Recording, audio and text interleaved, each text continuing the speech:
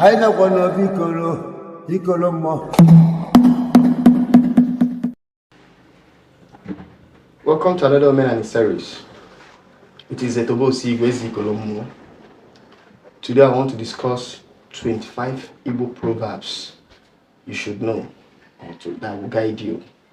25 Igbo proverbs, common proverbs to guide you. You should know. You know, Igbos are very philosophical people and very cryptic. Our ancestors, they said a lot without saying many things. In Igbo, we say that Nanu, Ilu, Ndi Igbo. A typical Igbo man cannot say up to 3 or 4 sentences without one proverb coming in. So for you to really understand Igbo or the ways of our ancestors, you must you must be abreast with a lot of proverbs. In fact, our teachings, our codes, our conventions, our way of life are all embedded in our proverbs. Our own Bible is proverbs. If Igbos should have a Bible tomorrow, that Bible will be filled with proverbs. It will just be proverbs, because that's where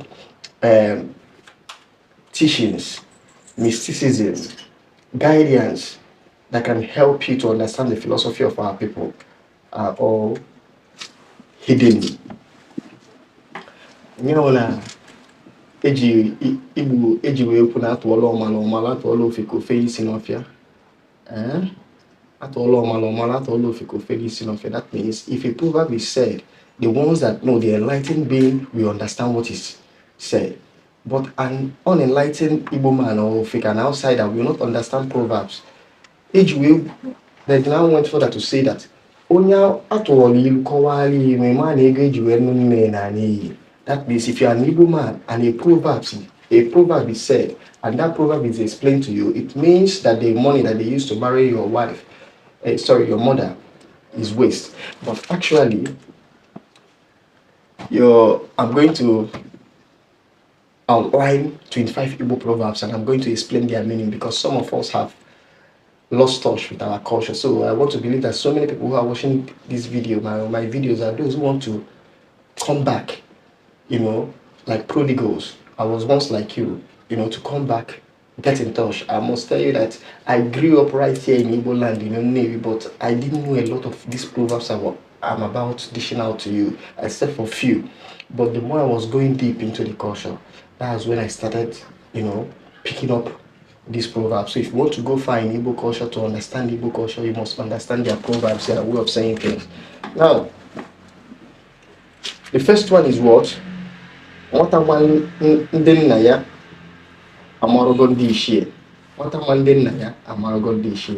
This is a way of saying that a child that knows his father, that honors his father, his ancestors, if a child that honors his father is in turn honoring his ancestors and the creators of his lineage, or the creator of the universe. That means you cannot know God without first knowing your father. It's akin to that biblical saying, commandment is that honor thy father and thy mother, because it is the only commandment with a blessing attached to it. So in Igbo we say, immediately you honor your father, you pray to your father, you call upon your father, immediately you memorialize them. Whether you build a school and you build it with your father's name, you are in turn honoring the person that gave birth to him, that gave birth to the person that gave birth to him, that gave birth to the person that gave, just like that, you get to God infinity. Now the second one is what? Omife Jidofo. Yes, Ofo literally means a stick used in time of adjudicating prayers, and you hit it, you stamp it, and it's final. It's like a judge's gavel. But if you follow the literal meaning of this proverb, you will not get it. Ofo in this instance actually means truth. The proverb is trying to say, in all your dealing, Jidofo, anything you are doing, stand on truth. That's Jidofo. There is even a popular name in Igbo land, Jidofo. That means whatever you are doing, stand on truth. The third one is what? Ujiofo Ghana. One who is standing on truth will do what? Will always be victorious.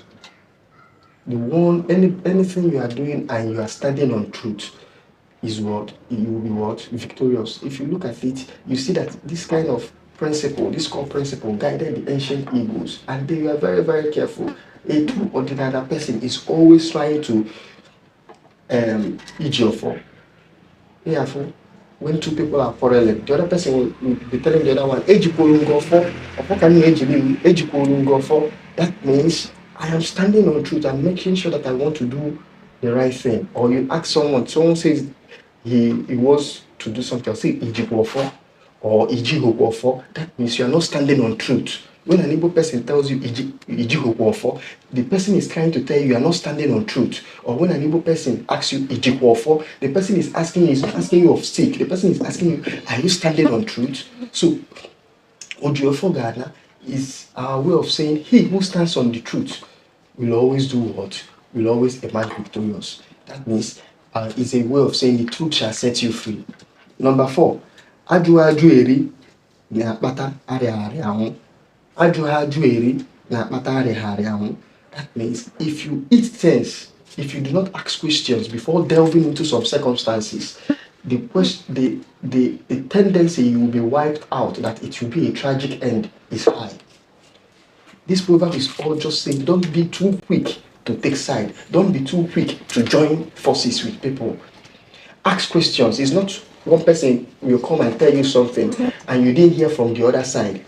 You align with the person to fight against the other person. So Igbo is saying, this proverb is saying, aju eri. That means ask questions. It's telling you about the importance of ask questions. Aju eri na akpata arịagharị ahụ. That means it's going to be tragic, because in Igbo culture, it is believed that if someone just wakes up and dies just like that, especially in the prime of your life, that is a tragic death. That means for someone to die a natural death, the person must start with sickness, as in gradually, and signs that the person is about leaving will be there. But just this thing that we call untimely death, too, we believe that is a tragic way to die. Now, number 5. This is advice for young person, for young people, beginners, and whatever you are doing. This proverb is telling you, learn from nature. Learn from nature. Learn from those who know how to do a particular thing. It's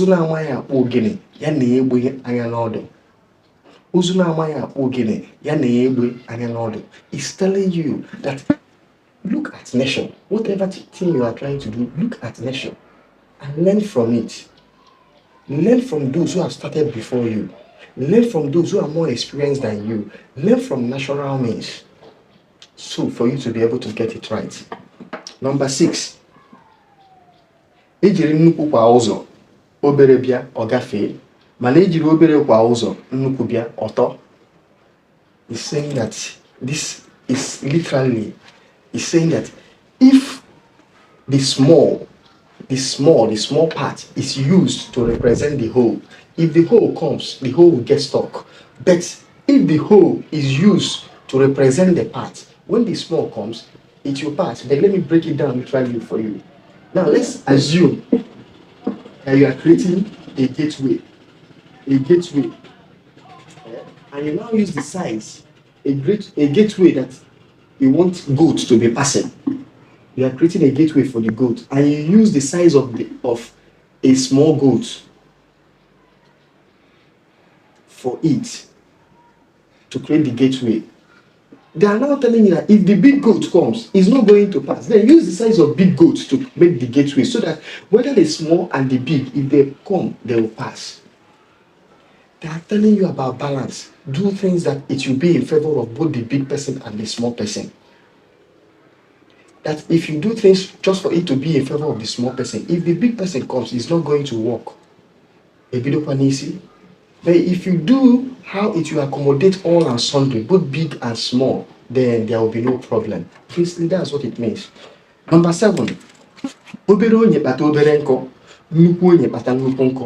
Whenever you hear Igbos, they always say this, and maybe in a kind of village meeting or something. They're saying, if we are trying to make contribution, anything we are trying to do according to your level. If you are small, contribute at your own small level. If you are big, contribute at big level. It's not like in the modern day civilized society where you see the wealthy man, the rich man is paying lesser tax, while whereas the poor are paying more tax. That means if you are big, your tax is supposed to be big. If you are small, your tax is supposed to be what? Small. I say everybody should contribute according to their means. If you have 1 million and you are bringing 10,000, and the person that have 10,000 is bringing 1,000, can't you see that the person that is 1,000, that the person that have 10,000 is the person being cheated out? Number 8, if after ni unewu, afu ya na nke nwa ya obula aro. If after ni unewu, afu ya na nke nwa ya obula aro. They are telling you, if they say, an Igbo man say this, they are saying, don't do something that you people are not known with. Don't do something that is strange to you people, to your own people. That means there are things if I hate Malonde, Mana, once if you are bringing if they are telling you that it's an abomination. It's an abomination. So if I follow Number 9, ewu purumpi. Makazina nne ya purumpi. Ebunu melonke nsata. This proverb and the previous one goes hand in hand somehow. He say ewu purumpi, that's the goat, have horn. The she goat have horn. The male goat have horn. The male goat have horn because the mother goat has horn. But ram has horn. Despite that the sheep does not have horn, the mother goat, the mother that gave birth to it, does not have horn. So how come the ram has horn? He's telling you that the horn, that is a strange thing, an importation. If you understand Igbo mysticism, you will hear things like Odibending Ifa Satala Sata. Ifa Satala Sata means this is not peculiar to us. We brought it here. For example, in pure Igbo cosmology, Christianity are seen as Ife Melon Sata. We are not condemning it. We are seeing it as Ife Melon Sata. It is not natural to us as Igbos. Christianity is Ife Melon Sata. Now, Ordinana, Ife Njirimalae, this is our own. So we are saying, Ewu Purumpi, Makazna Ne Purumpi. That's we are telling you that, okay, I am into Ordinana because my ancestors were into Ordinana. I am into Ordinana because my ancestors are into Ordinana.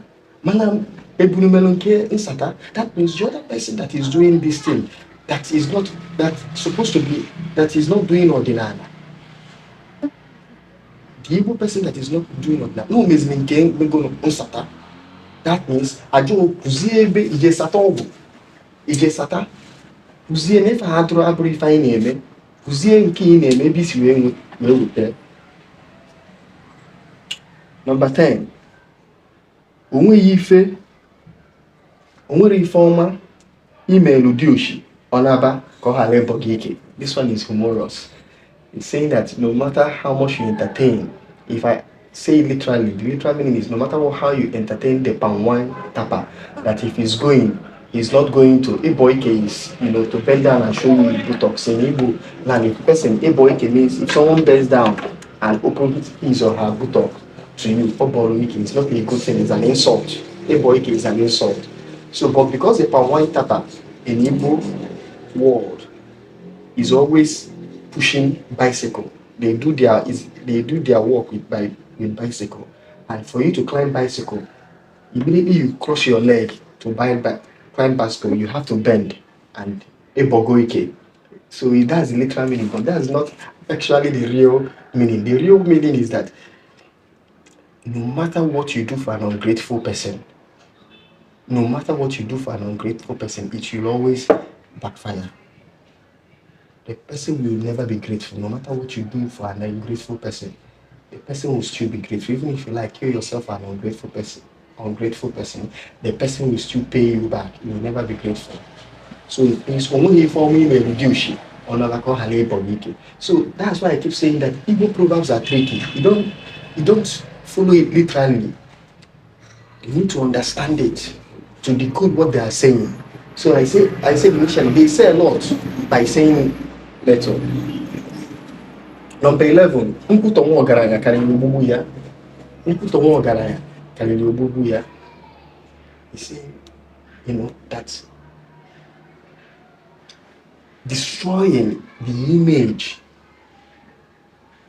of a good person, destroying the image of a good person is more worse than killing the person. Is more worse than killing the person.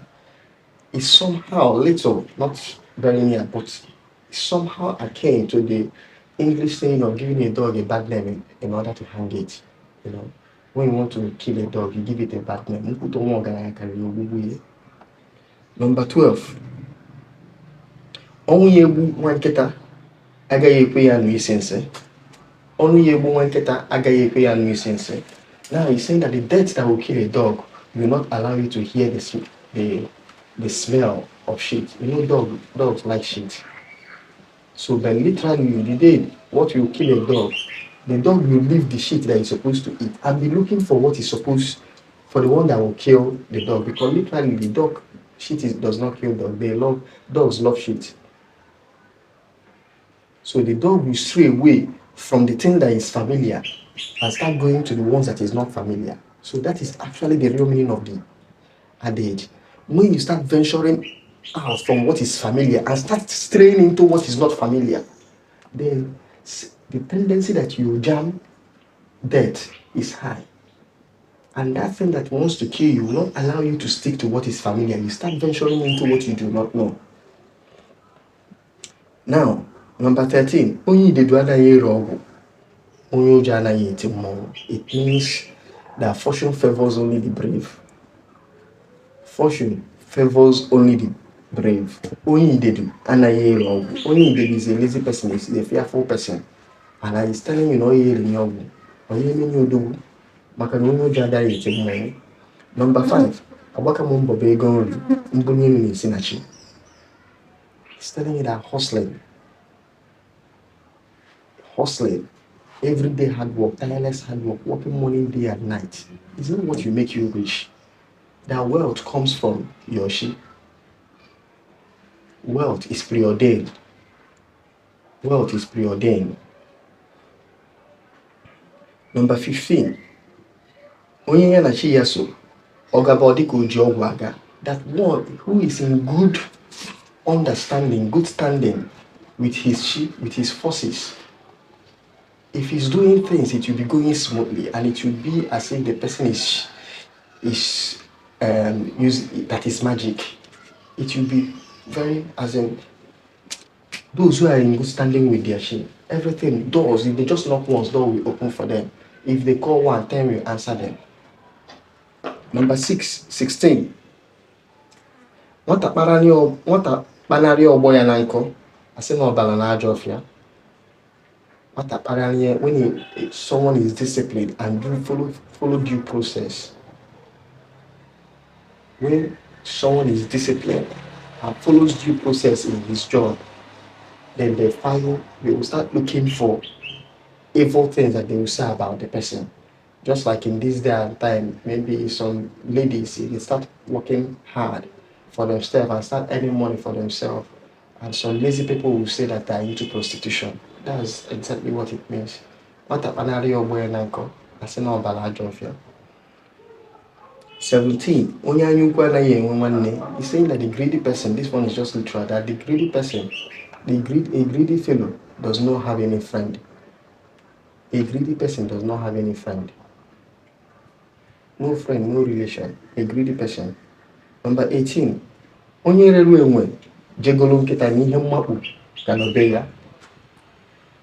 meaning, he who sells his monkey to go and buy what? A dog. That the person is still having more spots. Monkey sits, dog sits, or they lie down. In fact, even dog lie down more than the monkey. So it's like a case of jumping from frying pan to fire. That's what it means. This particular proverb means a case of jumping from frying pan into fire.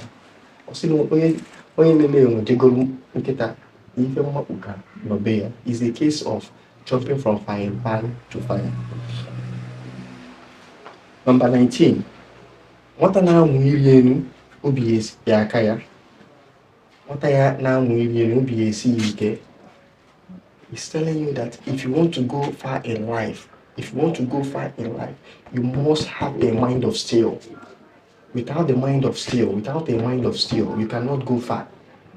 That for you to go far in life, you need to have a mind of steel. 20.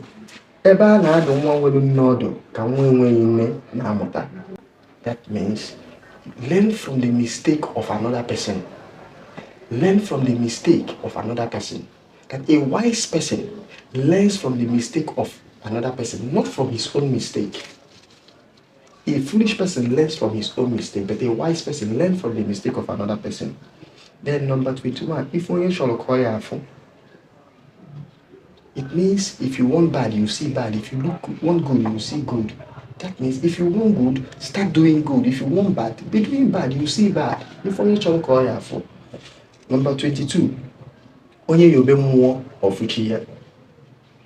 It's literally saying that once you start asking questions, once you start trying, divining, start asking questions, that's when you start knowing things that are supernatural, things that are more than you, things that are higher than you. That's when you start finding that's when you find your own creator. Number 23, Owambo de Kamma is telling you simply, it's risky to enjoy in the morning and suffer in the day. Rather, work in the morning and enjoy in the evening. You see young people saying a lot of things these days. Let me enjoy now, please. There is nothing I'm living for. It's stupidity. It's not in Igbo philosophy. Igbo philosophy is what? Owambo de Kamma, suffer in the morning, enjoy in the evening. That's Igbo philosophy. Owambo de Kamma, suffer in the morning, enjoy in the evening time of your life. Number 24, if I could obey. This is one of a mystical Igbo saying. If I could obey. Igbo is telling about polarity. It's telling you about polarity, about the principle of polarity. If I could obey. Nothing stands alone. Everything that have a merit have a demerit. So always check. What goes up must come down. If I could obey. Number 25. This one is like a warning. The last one. Ani isunzu odanya. Odoro mwiti ye yose. Ani isunzu odanya. Odoro mwiti ye yose. Okay, I'm not going to tell you the meaning of this one. I'm not going to explain it for you. I'm going to end with it. Think on it. Ani isunzu odanya. I hope you enjoy these deep proverbs of our people. Meditate on them. If you can write them down. Some of these things are like, they will inspire you. Let me hear your thoughts on the comment section. Share this video to friends, those who like Igbo Proverbs and culture. Thank you.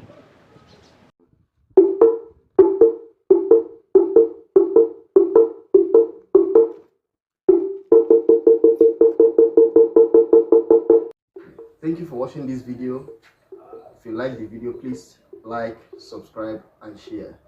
I would like to hear from some of you. If you have any question, please, you can reach me through the number on the screen, or my email address, or my other social media handles. Thank you. Aida kwa no bikolo mo.